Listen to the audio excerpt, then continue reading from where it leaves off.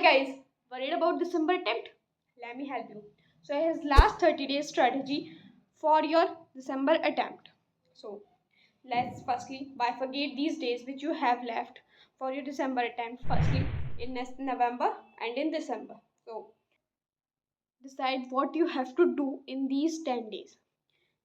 I would suggest in these 10 days you have to solve as many PYQs or as many test series questions paper you may solve.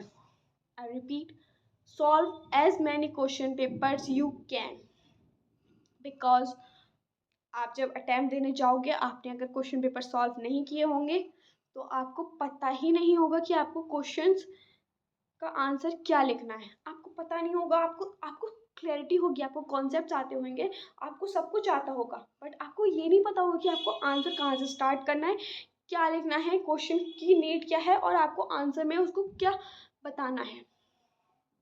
ये आपको कैसे पता चलेगा?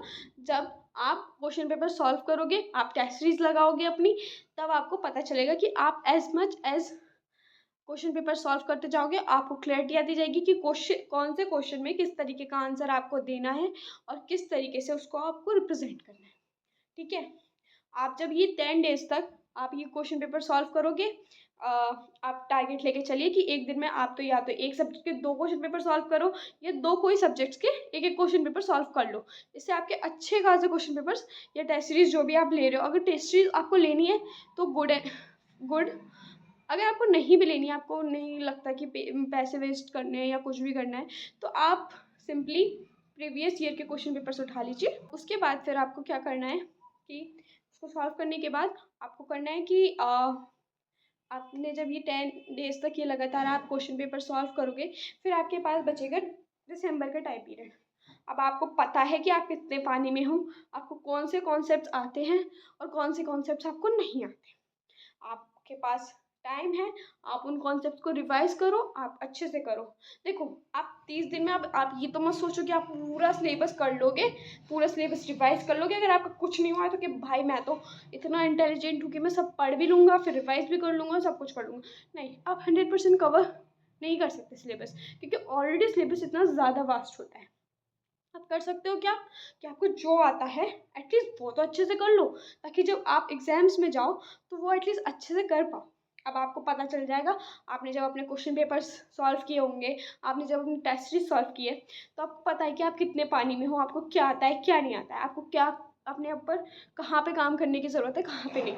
आपसे question answers नहीं बन पा रहे हैं, या फिर आपको लगता है कि आप सॉल्व नहीं कर पा रहे हो चीज़ों को, या आप ग्रैप नहीं कर पा रहे हो, या आपको लगता है कि आप बहुत सही कर रहे हो, आप बहुत अच्छे से परफॉर्म कर सकते हो। देखो, इसे सॉल्व करने से 2 चीज़ें होंगी, या तो आपको बहुत ज़्यादा कॉन्फिडेंस आ जाएगा या बहुत लो हो जाएगा। पर इन सबको लेके नहीं चलना है, क्योंकि आपके पास तब भी 20 डेज़ का टाइम पीरियड है, आप अपने आप को बहुत अच्छे से इम्प्रूव कर सकते हो।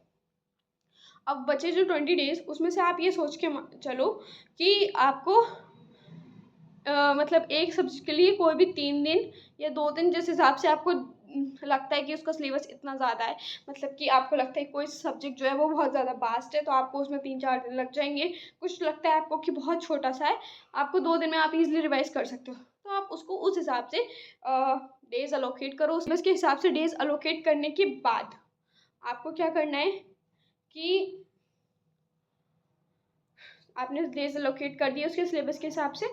अब आपको क्या करना है कि वो सारा रिवाइज करना है। आपको लगता है कि आप मैं अपना सच बताती हूँ, मैं ये स्ट्रेटजी फॉलो करती थी, बट मुझसे नहीं हो पाता है। मैं सीरियसली बता रही हूँ कि मैं एक सब्जेक्ट 3-4 दिन तक लगातार पढ़ के मैं बोर हो जाती थी, मैं फेड अप हो जाती थी।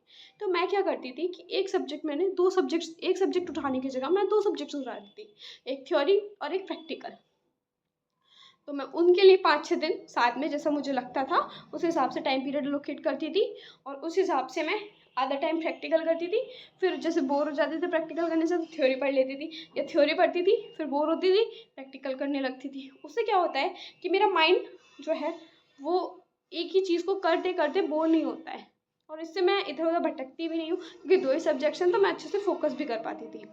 बाकी योर चॉइस, आपको जैसे सही लगता है आप वैसे कीजिए। मैं सिर्फ स्ट्रैटेजी बता सकती हूँ, आपको पढ़ा नहीं सकती, पढ़ना आपको खुद नहीं है। ठीक है, अब इतनी सारी स्ट्रैटेजी मैंने बता दी है, आप अपने हिसाब से इसको इम्प्लीमेंट कीजिए और बहुत अच्छे से कीजिए ताकि ये अटैम्प्ट जो हो वो इसमें आपका पक्का से निकल ही जाए। Thank you, thanks for watching.